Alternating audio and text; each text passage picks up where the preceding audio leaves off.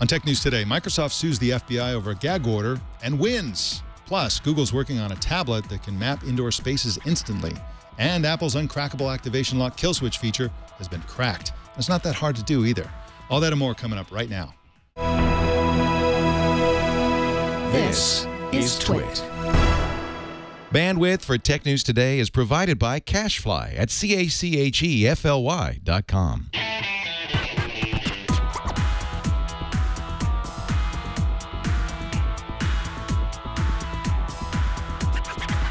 This is Tech News Today for Friday, May 23rd, 2014. This episode is brought to you by Gazelle, the fast and simple way to sell your used gadgets. Find out what your used Apple and Android devices are worth at Gazelle.com. Welcome to Tech News Today. I'm Mike Elgin. And I'm Jason Howell. Tech News Today explores the big stories of the day with some of the world's best journalists.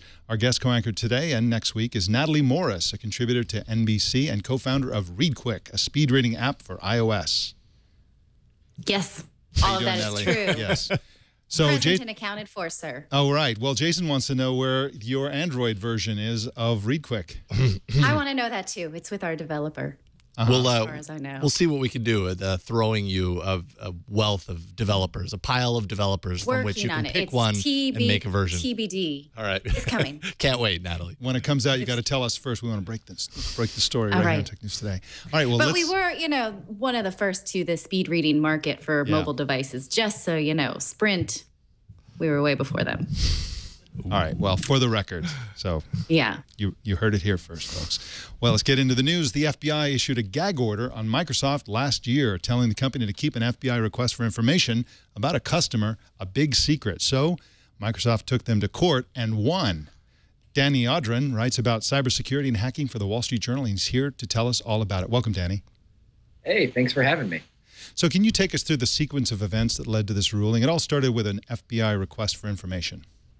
Exactly, and some of the timeline here is still secret, so we'll work within this. But this seems to have all taken place last year, and the FBI issued a national security letter, which is the document you use to request national security related information, and it was for a large Microsoft enterprise customer, and we know this because legal documents show it was an Office 365 customer.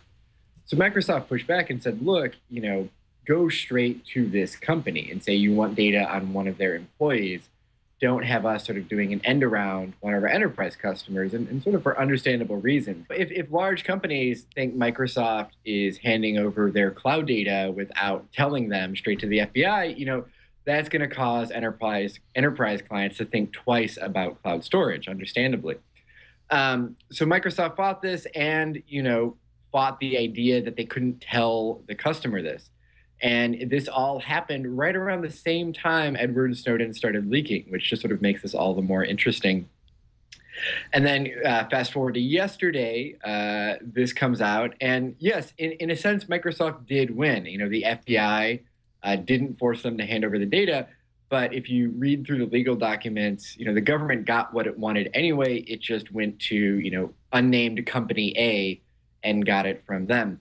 The other really interesting thing for me with this case is it did shed a little bit of light, on how companies are fighting government data requests in the age of Snowden, and also Microsoft's legal strategy when it gets these requests. I talked to Brad Smith, their GC, yesterday, and he was saying, enterprise and government customers are a particular concern. Because the idea is, if they think Microsoft is going over their head, you could see companies abandoning cloud storage. Right. So one of the interesting things about this, as you mentioned, is that the FBI backed off when Microsoft initially complained, and they said that it was their First Amendment right of free speech that should allow them to tell the customer that they were being investigated. But the FBI went off. They backed off because they, or in addition to getting the information directly from the source. But then the FBI kept the gag order in place even if afterwards. And so this is one of the things that was really interesting and part of this case. And this is really a precedent-setting case, isn't it? Because there's a big question about what cloud providers are required to do. And just as is the case with Microsoft, they really want to protect their customers because the customers are the ones that pay them. And so this is a great precedence for cloud providers, isn't it? Yes and no. In terms of practice, yes, it definitely, is a precedent that's out in the public. However, the judge who made this ruling made it very clear there is no legal precedent here. Meaning that the case itself won't set a precedent? No, I mean, you could certainly see lawyers point back to this and, show that in this instance, the FBI was willing to go straight to the customer. So obviously they're capable of doing that.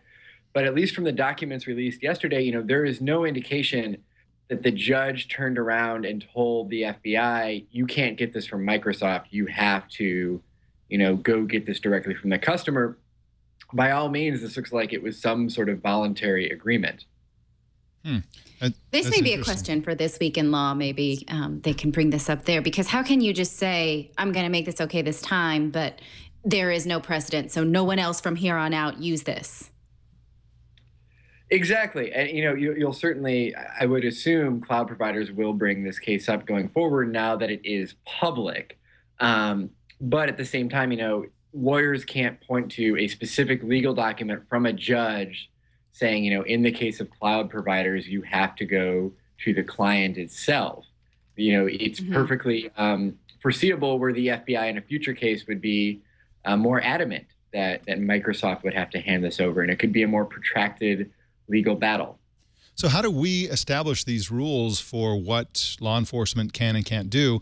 And also, would those rules be different for surveillance-based requests, like from the NSA for national security reasons rather than police-type activity? How do we establish these rules? Well, I mean, this is something that's all worked out through national security courts. And the other thing to be clear here is that oftentimes, when the NSA, the past year we've been talking about, the types of data the NSA collects, that is done through the FBI for the NSA. But, generally you don't get a letter, from Fort Meade in Maryland saying, the National Security Agency would like this data. It is from the FBI. In this particular case, it is not bulk collection. The FBI was going after a very specific target. And in terms of setting a precedent, I mean, what you need to see is if you want to see a precedent set, you're going to see tech companies, keep bringing up these cases, and maybe there will be rulings going forward. The problem is then they're often under seal, and you and I don't hear about them. Yeah. All right. Well, and what about this as a public relations move? Because Microsoft seems very proud of this victory, so it makes them look like they are for the consumer, or at the very least for their customers. But you don't want to be known as a troublemaker either. Like when the government asks you for something, you're going to push back automatically. So, where do they balance that? How do they want to be known for this? I think in the current climate we're in right now, there is no downside to being a troublemaker if you're a tech company, at least from a public relations perspective. Microsoft, Google, Facebook, these companies all right now are really trying to push back on this type of data collection, at least publicly, to at least have that posture. And I think that's why you saw Microsoft trumpeting this yesterday. It's because, it's a rare instance where, there's a lot of these cases, but this particular one was unsealed. And so Microsoft has a chance to hold up a document from a federal court, which, doesn't happen often. Right. So the government just doesn't have a big stick anymore. It's their big digital stick now has so much transparency that they can't just do what they want. I mean, I don't know if we're quite at that point yet, but I mean, with the larger tech companies, when we're talking about the Microsofts, the Googles, the Facebooks, I think, they're willing to be as loud as possible, without being held in contempt of court, such as LavaBit, Edward Snowden's email provider, was last summer. And that is certainly, a tool the government still has that I don't think you want to see that big tech companies are quite yet willing to provoke, where, you're actually disobeying a federal judge. Well, Danny Yadrin, Okay. I want to thank you for coming on Tech News today and explaining this story. Hey, thanks so much for having me, guys. Really enjoyed it. I enjoyed it too. Well, you can find Danny Yadrin's work at WSJ.com, of course. You can find him on Twitter at Danny Yadron, Yadron. Well, in a sec, we're going to tell you about new research going on at Google. First, I want to tell you about Gazelle. Gazelle wants to buy your used gadgets. And the reason they want to do that is because they're going to put it back into circulation. Somebody can use that device that's sitting around in your drawer, in a box, in the garage, under the bed, in the doghouse, wherever your gadgets are stored. You know you've got some lying around, and they're worth real money, and probably more money than you think. Just go to Gazelle's website, GAZELLE.com, find your device, tell the condition, and then they'll give you a price. That price is locked in for 30 days. So even if the value of that device goes down over the next 30 days, they'll honor the price. That's why you want to go in right now to Gazelle.com and find out how much your devices are worth. You'll get a box in the mail. It'll be self-addressed. All you have to do is put the sticker on the outside of the box and give it back to your mail person. And then, you know, off it goes, and they'll pay you fast by check, PayPal, or the best option, in my opinion, is the Amazon gift card option, because they'll give you 5% more money for your device. It's risk-free. And again, offers are good for 30 days, and they'll wipe your data. So if you have some personal data in there somewhere and you're not sure exactly if you've really deleted it all, they'll take care of it for you to make sure that your personal information is protected. Gazelle has paid more than $100 million to over 700,000 customers. Shipping is free and easy. There are no listing hassles at all. So go to Gazelle.com right now and find out what your Apple or Android devices are worth. Take a minute, go to Gazelle.com to find out. Do it now, because your devices may lose value the longer you wait. We've reported in the past on Google's Project Tango, which is an experimental smartphone that can quickly and accurately map indoor spaces and objects. It's great for things like games and all kinds of things. Last night, the Wall Street Journal reported that Google's also making a Tango tablet. Rolf Winkler is a reporter for the Wall Street Journal and one of the two journalists who broke this story. Welcome, Rolf. How you doing, Mike? I'm doing great, thank you. Before we talk about the tablet, can you tell us about Project Tango generally? Sure. Project Tango was launched earlier this year. We saw a smartphone that they are releasing to developers, which basically it's packed with cameras, with sensors, and they have a great video that you can see on YouTube that shows how you carry. You got it right there on your screen. Where you can carry this phone around, and it does a great job of mapping your surroundings. And you can think of applications like better indoor navigation for the visually impaired. You can think of potentially very immersive video games. There's potentially a lot of things you can do with technology like this. So what did your sources tell you about the tablet itself? We have a basic idea of what it's going to be. It's going to be first of all, we found out that there is going to be another device, a 7-inch screen. It's going to have 2 back cameras, infrared depth sensors, software to capture 3D images precisely. It's somewhat akin to what we've heard about the smartphone coming from Project Tango that we have already seen in those videos. Is it going to be identical, just larger, or is there going to be subtle differences, do you think? Hard to say. I mean, we have those basic details that I just shared with you, but we don't know precisely what it looks like. We don't know precisely when it's going to come, though it could be soon. It could be sooner than we think, and potentially ahead of Google I/O, which is their developer conference at the end of next month. And can you flesh out a little more of the consumer application of this beyond just sort of special needs? Last year for CNBC, I did a story about indoor mapping for retailers.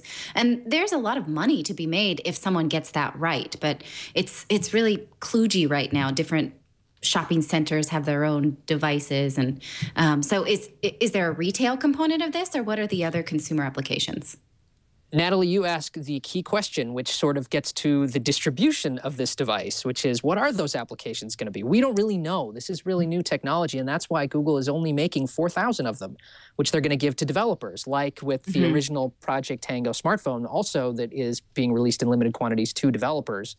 The idea, of course, is have those developers come up with applications to make these devices useful. This is sort of a very interesting to see how Google likes to release its new gadgets versus someone like Apple, right? Look at Google Glass. This is a device that was launched or was unveiled in 2012, and only just a couple weeks ago was made available to anyone who wanted to buy it. It's been something that developers have been playing with, early testers, for a long time.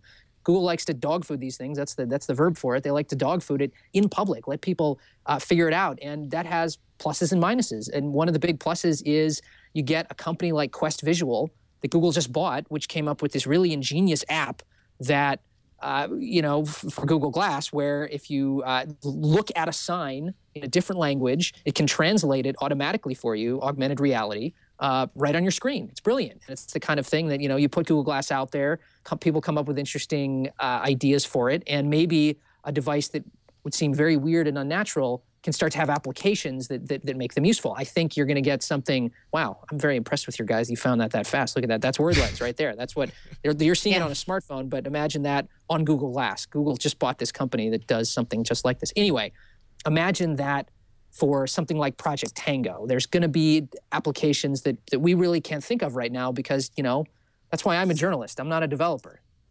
Right, but useful and profitable are two very different things, and that's a great way to differentiate Apple and Google, is that Google just tries stuff.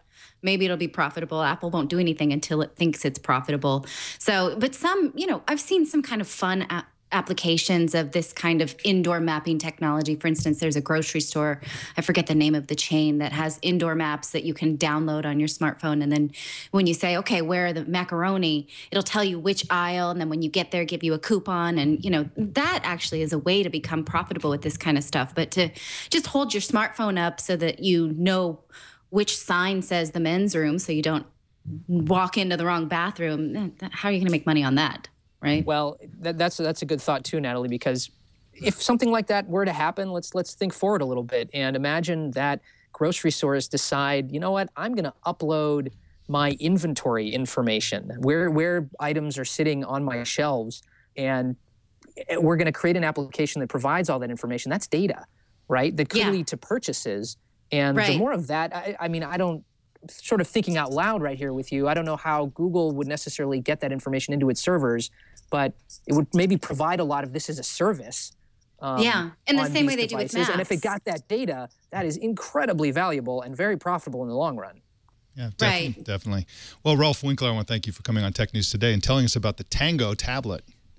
Thank you, Mike. It's a great story, and you can find stories like this from Rolf Winkler at WSJ.com. You can find Rolf Winkler at Rolf Winkler on Twitter. Well, Apple's uncrackable kill switch called Activation Lock has been cracked. Joining us now is Alex Heath, who wrote about the exploit on the Cult of Mac website. Welcome, Alex. Hey, Mike. Before we talk about the hack, can you explain what Activation Lock is exactly? Sure. Activation Lock is Apple's anti-theft deterrent system that they introduced in iOS 7. And it's designed so that, say, a phone is stolen, the thief tries to restore it in iTunes, and as he's setting it up as a new device, it requires the original owner's login information, so their Apple ID and their password. So basically what you have is a bricked iPhone that can't be used. And smartphone theft is rampant, and it accounts for about half of the crimes in cities like San Francisco and New York City. So it's something that lawmakers have been pressing companies like Apple to do in their smartphones. And the lion's share of those thefts are Apple devices. They're easy to identify because they tend to have white earbuds poking out there. So what is the name of this exploit, and how does it work? Sure. It's called Dulce, which is iCloud backwards, and it's this pair of anonymous hackers that put the website up for it this week, and they're claiming to have the world's first iCloud activation bypass. And so essentially they perform a man-in-the-middle attack where when a thief, or they claim that it's for people who have just lost their iPhones. They're not claiming to support thievery, but obviously this is what something like this would be used for. When you're restoring the phone, they trick it into thinking that it's talking to Apple's servers and being activated when it's actually talking to theirs. And it's a relatively easy process that really only requires a single line of code being added to the host file on a Mac or PC or even Linux machine. Anybody can do it. And there's been people on Twitter sharing photos from the Philippines and China of dozens of iPhones that have been unlocked using this hack. And I have a hard time believing that it's all for personal use. Yeah, that's a good point. Now, this requires actual servers that are maintained by the hackers. Have these servers been shut down, or are they still operating?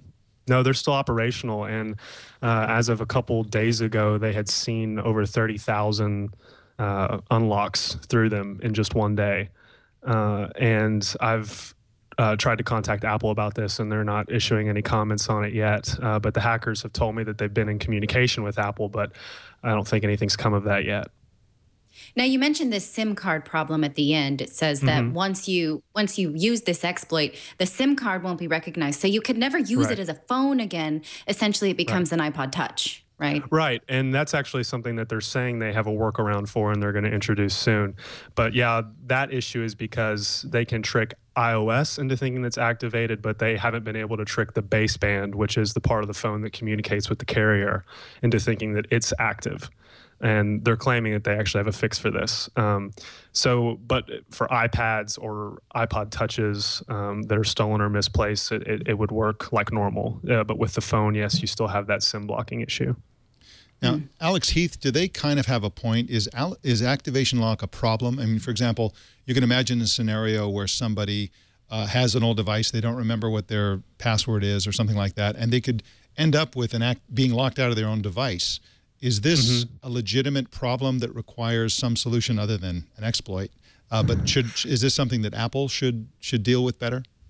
You know, I'm not really sure, to be honest. I've tried to think of scenarios where this would be useful to somebody that's just genuinely lost their phone or misplaced it. But the thing is, if you have your login information, you can access where the device is. You can even remotely wipe it from iCloud.com. So I guess in a scenario where you've forgotten your Apple ID, maybe. But I really don't see many practical applications for this beyond thievery. And that kind of person, this is too hard for them. That kind of person is going to march themselves up to the Genius Bar. They're not going to put this hack on their phone. Right. And you just have to look at, that these hackers have been retweeting people that have used their hack. And you just look at where it's coming from. It's all coming from third world countries, emerging markets, South America, the Philippines, South Korea, stuff like this, where the black market for iPhone sales, people will steal them in the U.S. and then ship them overseas and sell them at a premium. And that's where something like this really comes into play, because you don't have a brick device anymore, which is what Apple intended for activation lock to do. Right. It's not like, oh, poor Aunt Mildred, she forgot her password again. Time to, put this Dolce server on. Go ahead, Aunt Mildred. Right. And I think the real issue here is that, this was Apple's big stake in the ground for a kill switch in their devices. And the fact that it can be so easily intercepted with such a simple man-in-the-middle attack where they literally just reroute traffic is kind of concerning. And so I'm hoping that Apple will comment on this soon. I've spoken with security researchers who say that if Apple were to push an iOS update, they could potentially patch it. But the hackers I've spoken to have also said that they have other workarounds in their back pocket in case they need to pull them out. And this all takes place in the context of states throughout the U.S. passing laws for, that require activation lock like kill switches. Right. And that includes the state of California, which once California has such a law, it's basically national, because 1 in 8 Americans lives in California, and the cell phone companies are just going to change all their policies. So, Alex Heath, I want to thank you for coming on Tech News Today. Thanks for having me. All right, you can find Alex Heath at cultofmac.com and also on Twitter at Alex E. Heath. Google is close to announcing the acquisition of Skybox Imaging, according to an exclusive by Ingrid London at TechCrunch. Skybox Imaging captures very high-resolution photos and videos of the Earth from orbiting satellites, and the purchase would give Google a space program. Natalie Morris, this is a cool thing. I love how aggressive Google is at improving the services around mapping and satellites. Here they are, they're going to buy a company that, deals in rockets and satellites. How cool is that? Well, right. But what's so interesting about this is the international tensions that really affect this, because they want to send up satellites through, let's see, what is the name of this? The Soyuz vehicle, which is scheduled to go out of Kazakhstan, which is controlled by Russia, which we don't get along with right now. So they're going to have to come up with some kind of workaround. But yeah, they're being very bullish on this kind of thing. They want image indoor, they want images outdoor, they want satellite images. And what I wasn't aware of was how competitive this space is. If they don't buy Skybox, there are a lot of other companies that do similar things that they could be interested in. Absolutely. And this has been rumored for weeks. Ingrid London had 3 sources on this. And the price is estimated at $1 billion, which is essentially lunch money for Google.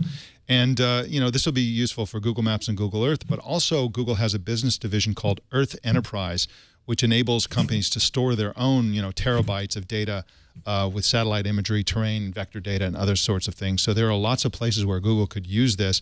I believe that we're going to get to the point where the kinds of maps and things that we see on Google Earth and Google Maps, the satellite photos, are going to be either real-time or close to real-time or updated daily, or, you know, reflecting the current weather or something like that in some kind of real-time capacity. And I think that's what Google is trying to get to, this idea that you look at Google Maps and the maps you're looking at are, you know, 6 months old or something like that, is something that Google believes that they can just, you know, change by purchasing companies like this. And I think this is just the beginning of the kind of satellite imagery companies that Google intends to purchase. So it's pretty... Right. We're so used to now having information about our surroundings at all times. I was just talking to my husband about this. If I'm on a flight that doesn't have a map of where we are in that flight, I don't like it. I feel handicapped. I feel like I'm used to that information now.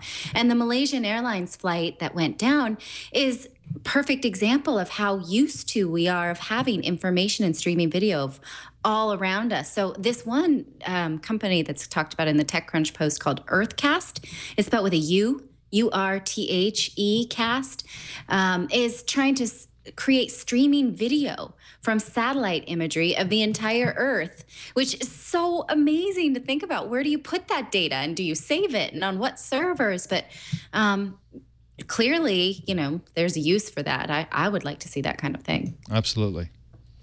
Well, TNT fan Kyle Viach posted a great idea for Netflix in our Tech News Today Google Plus community. He writes that in reference to yesterday's conversation about Netflix peer-to-peer, here's an idea. Why can't Netflix build P2P connections into your favorites list? Videos that have been recently added or even marked as favorite can be downloaded during off-peak times when you're not watching, and then peered to others nearby during peak times to ease congestion. I'm sure it wouldn't be hard for Netflix to decide which shows to peer, the ones that are trending, shows like House of Cards or Orange is the New Black, or maybe they should launch a new show called, you know, Peer-to-Peer is the New Peering or something like that. This is a great idea. And of course, they've talked about different types of peer-to-peer scenarios, and it only makes sense. It doesn't make sense to download a single file each time somebody wants to watch a movie when you can sort of do what BitTorrent and other clients have done. I just think this makes a whole lot of sense. Natalie, do you think there would be cultural or legal or other reasons why this wouldn't be a good idea? I don't know. I'm just wrapping my head around it. It is such a great idea, like a piggyback network. It seems almost too practical to work. Yeah, right. It's too good of an idea. The government will come up with some reason that exactly. they don't want it. Exactly. Well, the background is that storage is so cheap. You could have terabytes and terabytes and terabytes of storage. And of course, Sony makes devices for 4K movies. They even sell a device that comes with movies already installed on it that's very large capacity. But why not? Why not have a gigantic storage capacity near your TV and just download movies just in case you want to see it? And eventually they can offload them. They can use algorithms to figure out what you like, what you're likely to watch, and so on. It's completely doable, and I think it makes a lot of sense to do that because nowadays it just doesn't make sense to wait for a long period of time to watch a movie or to be restricted to low-quality movies because of bandwidth constraints and that sort of thing. So, I don't know enough about licensing. For instance, if my kids are always streaming Avengers: Earth Mightiest Heroes from Netflix. So, does Netflix have to pay a licensing fee for every time we stream that, or is there just some lump sum? Because if that's the case, then when I start caching these episodes, will Netflix have to pay for that even if I don't use him? Yeah, absolutely. That's a good question. And hopefully these answers will come, and we'll see what Netflix does in this space. They're really the company to do it because they gobble up so much bandwidth on the internet, a huge percentage every single day. Well, Samsung is working on a smartwatch smartphone. Yeah, instead of connecting via Bluetooth to a real smartphone, the watch itself is a phone, like Dick Tracy or something. The company is currently talking with carriers in the United States, Europe, and South Korea about supporting the watch. And the watch reportedly takes pictures, sends email, and has its own built-in GPS electronics. It even has a heart monitor. The Wall Street Journal reported the story this morning based on unnamed sources, but the report appears to solidify news in April that Samsung had patented an integrated smartphone smartwatch called the Gear Solo, which sounds like a likely name that something like Samsung would actually name a product like this. But the rumors or the news back in April said that they were only going to launch it in Korea. The Wall Street Journal report says, no, they're talking to carriers in Europe and the United States as well, and that's great news.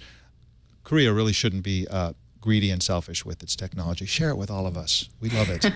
I'm not sure that this is ultimately a great idea because I think, Natalie Morris, most people want to carry a smartphone anyway, so you might as well use the smartphone to provide the internet connection and some of the processing power and electronics and, you know, sort of make the watch as small as possible. I think building a phone into a watch makes it unnecessarily large.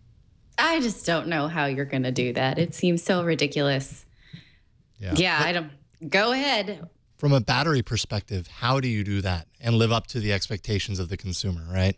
If suddenly they're leaving their smartphone at home because their watch is the smartphone, well, take a look at the batteries that are required inside of your smartphone to power it, let alone some little thing that people want small, but they want functional, and they're never going to have both of those, not with the current battery technology.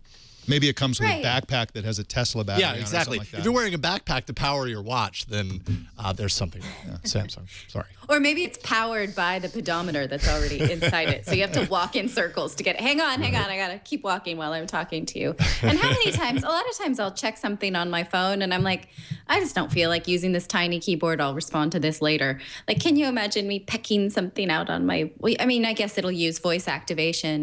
But even that is not similar foolproof. to like glass or something. Yeah. It's possible, you know, it's possible to use voice activation for these things and have it work pretty well. Glass proves that, but it's not perfect. Definitely not perfect. The only it seems so silly. Yeah, it does seem silly, but here's one viable use case. It could be used for fitness. You want to go running, you want to do a marathon or something like that. You want a phone with you, but you don't want to carry your phablet while you're running. I mean, where do you put it? So, you know, this essentially frees you up to have a phone with you and it enables you to have a gigantic phone that's too big to really carry when you're at the gym or you're, you know, jogging or doing whatever, you know, sailing, whatever it is you're doing that, you know, where a big phone is a first world problem. Oh, it's the first world is the problem. While you're sailing. Yes, absolutely. Think of the poor sailors, what they go through. It's awful. Well, those triathletes really need to be keeping in touch with us. That's right, exactly. Well, that's the tech news today. Natalie Morris, I want to thank you for guest co-anchoring today. And I'm looking forward to next week because you're going to be the guest co-anchor all week. I'll be here all the week. Yes. We'll be off Monday, though, people. We're taking the holiday to memorialize. We absolutely will, and we shall remember. Hopefully, I'll remember not to come to work. Well, you can subscribe to Tech News Today at twit.tv/TNT. We want to hear from you. So comment on Twitter or Google Plus using the hashtag TechNewsToday, and that's how we'll find it. Send us an email at tnt@twit.tv or leave us voicemail by calling 260-TNT-SHOW. Also, don't miss our evening newscast, Tech News Tonight at 4 p.m. Pacific. Jason, are you on tonight? I am. All right. I'll be there. That's Jason tonight, Sarah Lane the rest of the week next week. So, you know, make sure you tune in and watch that every weeknight at 4 p.m. Pacific. I'm Mike Elgin. Thanks for tuning in. As Natalie said, we're off on Monday for the holidays, so we see you back here on Tuesday. Take care.